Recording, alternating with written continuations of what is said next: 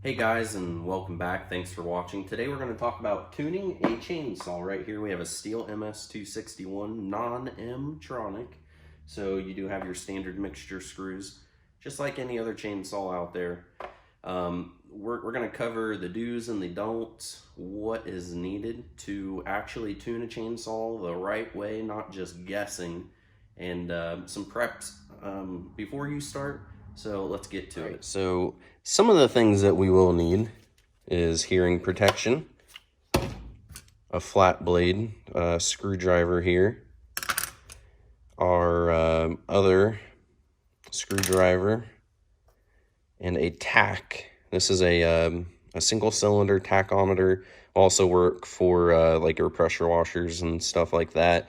This is a must. You cannot do it by ear. I know a lot of the old school guys say that you can do them by ear, and that's what you did in the past because these carburetors aren't as different as they are today. So there's part load jets, everything's tuned to run leaner from the factory, and you cannot tune them by ear anymore. This is a requirement. You can ask your dealer, maybe they'll sell one to you, or you can just go and go to Advanced Auto Parts or something like that. But this one's really nice. It has this little wire here, so hold on, let me get it going here. So a little wire, and when our chainsaw is running, you literally just hold it right next to the spark plug, or even if you don't want to use the wire, you can hold it here. And this one's really cool because it has a little clip here, so we could clip that onto the spark plug boot. You also need some eye protection. So before we get into all that, make sure that our air filter is clean before we even start. This is an HD2 air filter, so I'm not going to be touching it with a air compressor. Instead, I'll just sit here and tap it out, which I already did yesterday. And while you're at it, you can make sure that you don't have any debris down in your carburetor throat. And the second thing to check is your spark screen. So if you don't know what a spark screen is, essentially it is a little screen that catches a hot piece of carbon if it were to ever fly out of the engine and start a fire. So we're going to take this guy out and double check to make sure that it's clean.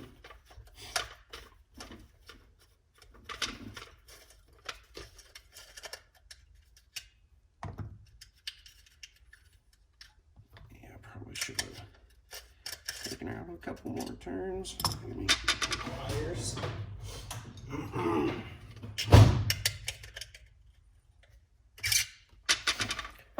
All right, our spark screen is nice and clean. If it's not nice and clean, you can take a wire brush or a torch and heat it up and scrape it off. By the way, don't throw these away. Make sure it is inside of the muffler here, and if you ever do take it to a dealer and they find that it's not installed, well, you just cost yourself $5. All right, so before we get started, we can kind of break down some common terms. So when I say mixture screws, I'm meaning your L, your H, and your LA. Some guys call the LA your idle screw. You'll hear me call it the LA just because that's what I'm used to. Anyways, if your markings are off of your shroud here and you don't know which one is which, it's really simple. Your low is always closest to the engine, your high is always closest to the air filter, and your LA is always by itself. Your two H and L's are always going to be right next to each other, not one over here, one on the other side. We're not going to talk about the MS-170s and 80 carburetors where it's a BIS carb or balanced idle system carb where it only has one mixture screw. We're just going to talk about your standard double mixture screw chainsaw, and this will also work for your power tools like your blowers and your trimmers, anything non-M-tronic and has your mixture screws, this will work for.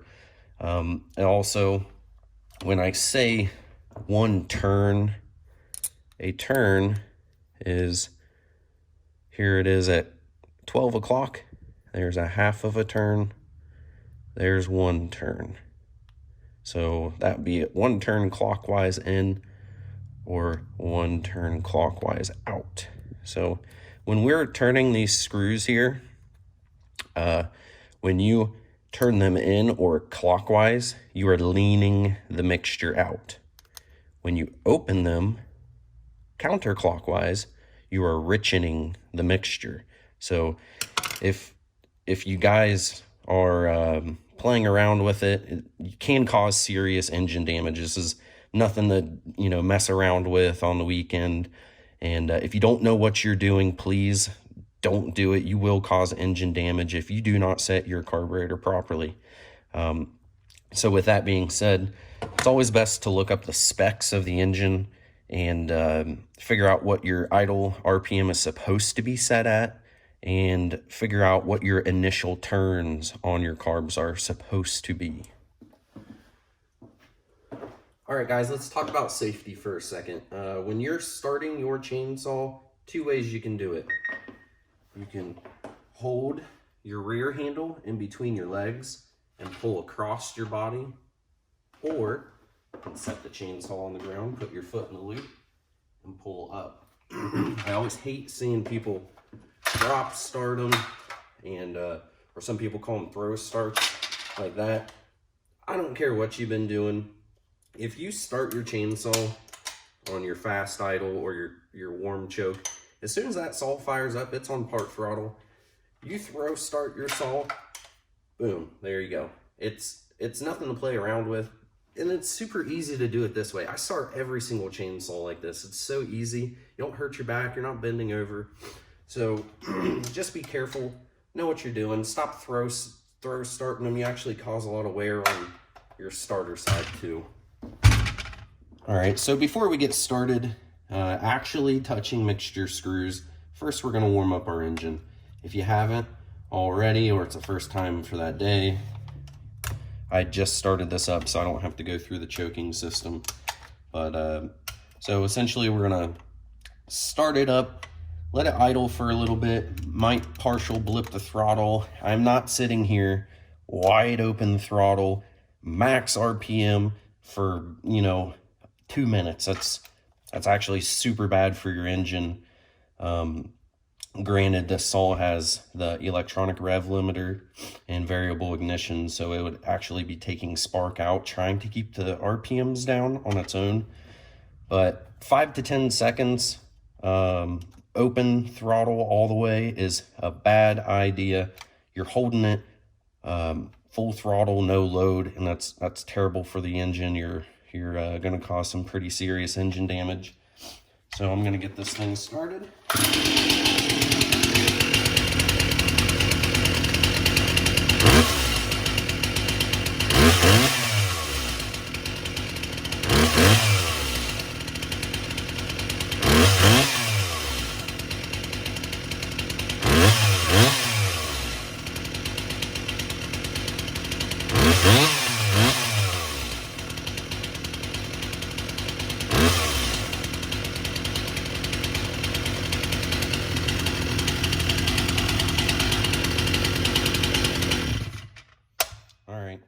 Reason I shut it down,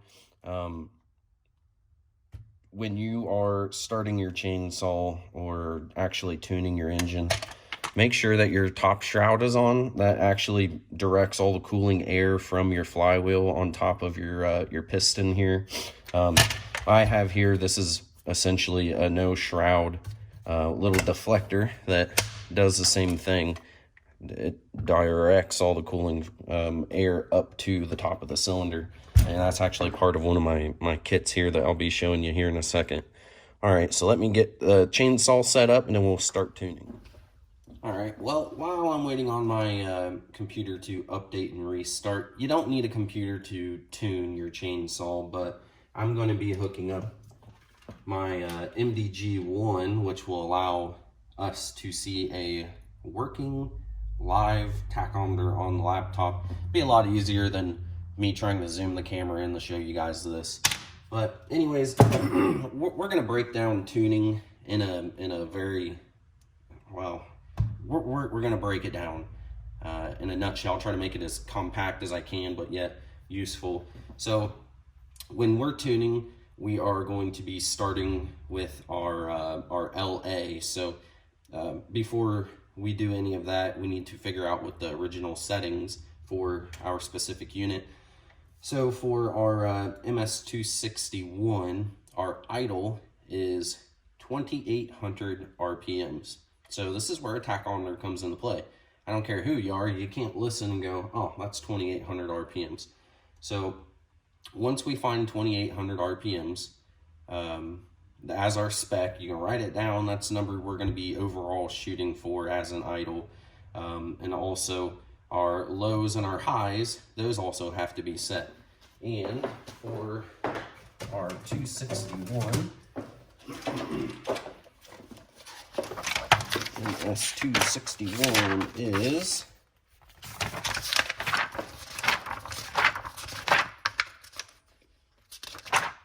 MS261, 1.5 on the high and 1 on the low. So I'm going to be taking my screwdriver and setting the low screw all the way. When I say lightly seating, when we're lightly seating a carb screw, okay, so here's your low, and you can tell I got some play here, and we're going to lightly seat or run the screws down. So there we go, lightly seat, don't crank on it and overturn it. So 1.5 on the high and 1 on the low. After we find our original carb settings, what we're going to be doing essentially, when the engine is idling, we're going to be sitting here watching our tachometer, and it's going to be idling right around 2,800 RPMs, plus or minus 100, give or take. And what we're going to do first, we're going to take our flat blade and we're going to put it in the LA, and we're going to bring that LA 500 RPMs. So we're going to bring it up to 33. And then after that, we're going to leave that there. That is going to be our tuning for that low side spec. So 33 with your LA. And after we do that, then we can start playing around with our low screw. And what we're doing here is essentially trying to find the lean drop-off point. Lean drop-off is when you're turning your screwdriver clockwise, leaning out the mixture at idle with your L screw. It's going to go up and up and up and up and up and up, and it's going to get to a point where it's going to start dropping back down. That is your lean drop-off point. Our goal for tuning the low side is trying to find the max RPM. Now, your saw may be a little bit different, or your trimmer or your blower, but I've had a couple off-brand home lights or something like that where I actually had to richen it up to find my maximum speed. But we will see all that here on the computer, and you guys will get to watch me do that. But essentially, that's what we're doing. So we're trying to find the highest RPM that we possibly can with the L screw. And what we're doing is we're trying to find that lean drop-off point. Once we find that lean drop-off point, then we're going to go back to our LA and drop it back down to 3,300 RPMs. And then we're going to go back down to our low. Now, after you find your maximum speed and you drop it back down to 3,300 RPMs, really what you're doing with the low speed, you're just fine tuning. It's going to be an 1/8 of a turn, a 1/16 of a turn, and really you're just double checking yourself. Am I at the highest engine speed? So you might get 50 more out of it or 100 more out of it, or you might not have to move it at all. But after we confirm, you'll go back and forth and back and forth and back and forth until you know for a fact that you found the maximum engine speed with your low screw. So after that's done, we're going to take our LA and make sure that it is at 3,300 RPMs. You may have to drop it down a little bit or bump it up. Anyways, after we have confirmed our max speed with the low, then we're going to go to our low and we're going to richen the mixture up and drop it down to 2,800 RPMs. And then that's it. We're done with the low, and you can double check yourself after you think you have it set. While the engine is idling, you can blip the throttle, make sure that you have good acceleration into your high speed.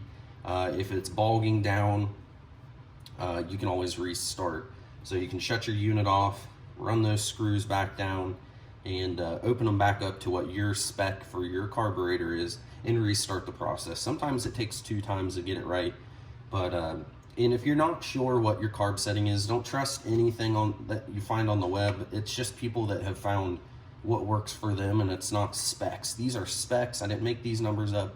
These are 100% specs. So call your Stihl dealer or your Echo or Husqvarna dealer and ask them. Any good dealership would be more than happy to help you. But they're not going to sell you mixture screw drivers. So I'm sorry, unfortunately, we can't help you out with that. I'm not going to get into limit caps. Well, if you say, hey man, it won't let me turn it 3/4 of a turn or past that, I'm not going to talk about how to get limiter caps off. It's actually a violation to the EPA, and we're not going to talk about it. I'm sure you guys will find something out, but we're just going to leave it at that.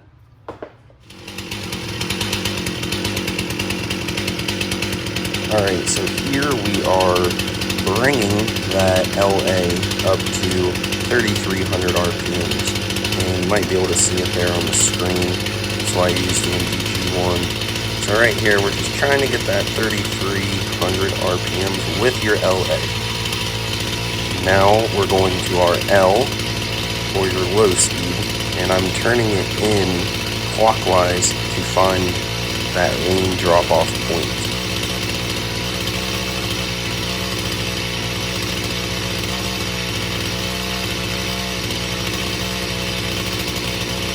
We're still turning the screw in. I think it got up to about 3,700 RPMs before the lean drop-off was found.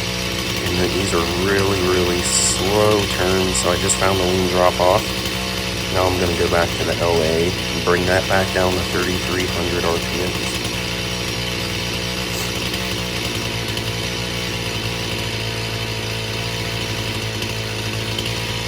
And then here, we're going to go back down to up to our low screw, and what we're doing here is we're fine tuning. We're going to fine tune to find that maximum engine speed with the low, and it only bumped up about 50 to 100 RPM, so I was about at 34. Just keep in mind, after you do find that, we're going to go back down to our LA, drop it back down to 3,300 RPMs. And then we're going to go back over to our low.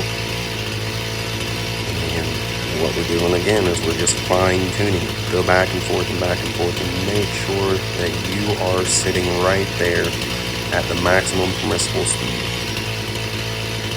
And then we're going to drop it back down to 3,300 RPMs. And by this time we're pretty much done.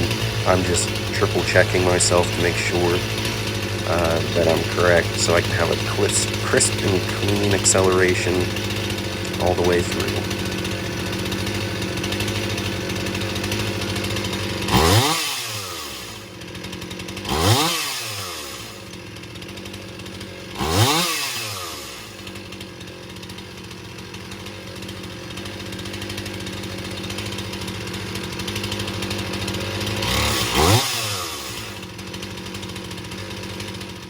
Hey guys, so we just successfully set the low speed screw.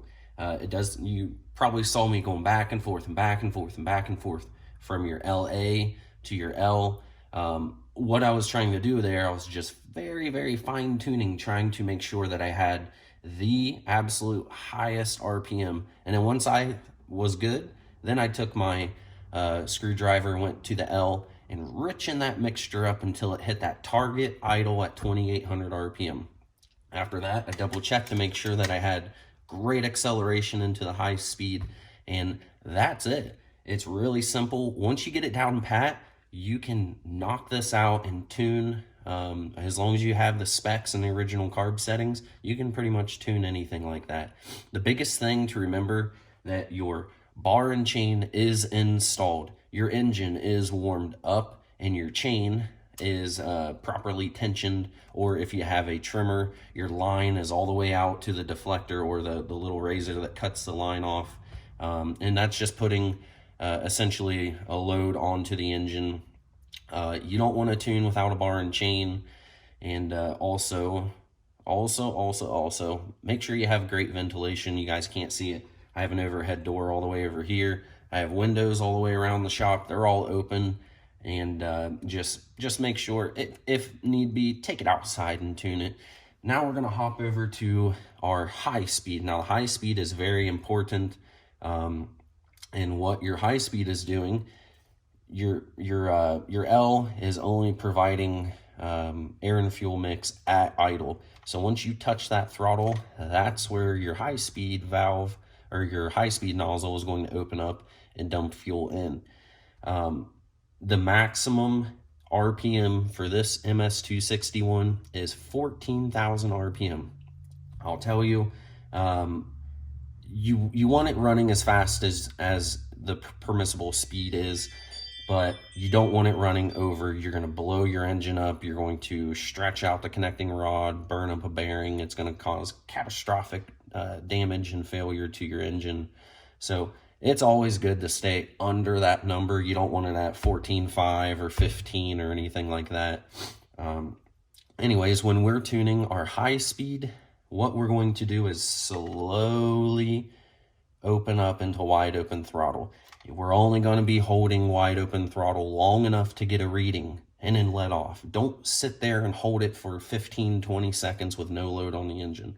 So what we're going to do is we're going to fire it back up, and we're going to slowly get into the throttle until we find that maximum engine speed. And then we're going to let off. So keep in mind when you are tuning the high speed, if you go further lean or clockwise, you're leaning the mixture out, you're making those RPMs go up.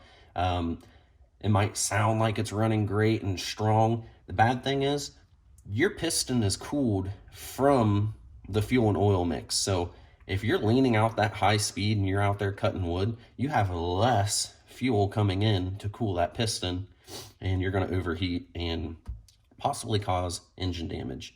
So what we're going to do, we're going to fire it back up. We're going to slowly find that high speed, maximum permissible speed.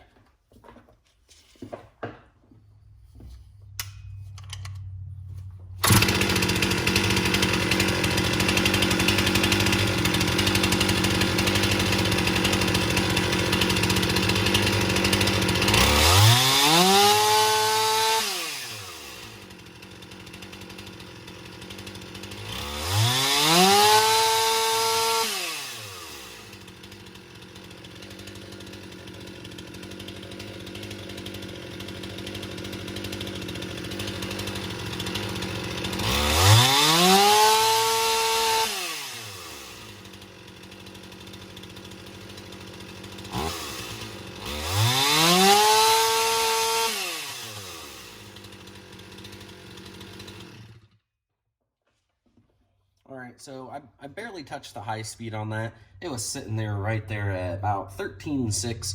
That's where I like it. Great acceleration, and it's going to be running right. This is how you properly tune a carburetor on a chainsaw. Don't do it by ear. I forgot to show you guys the tachometer that you guys can go and purchase. A must. Forgot to show you how it works. Anyways, you're going to hold it close to your spark plug. You can do this with the shroud on, or if you have a wire like this and it hooks into, you can hold the wire close to it, or your little clip it right on the spark plug boot and attach it to here. Also, this nifty little tool here, this is a park tool. It's actually a bicycle stand or a bicycle holder, and it works really great for holding chainsaws. So if you've ever tuned a chainsaw, especially on the ground, you know it's hard it bouncing around and you're trying to get a good reading and you're trying to turn the screws. Well, now I'm hands-free and I can do all of my work. It makes life pretty easy. Unfortunately, you're not going to be able to get the MDG one like I have. You have to be a dealer to have those. It makes it super easy. That's why I had it running for the purpose of this video. So I'm not trying to hold it tack and you guys are trying to look at it and watch all the speeds. So there you go. Now you know how to tune a carburetor like a pro. Thanks for watching. Leave comments and stuff for me. I'm going to try to do videos here and there. I think the next videos we're going to start doing is no spark. So you just saved yourself a lot of time and money by watching this, and I really appreciate it. Hit that subscribe button, and thanks for watching.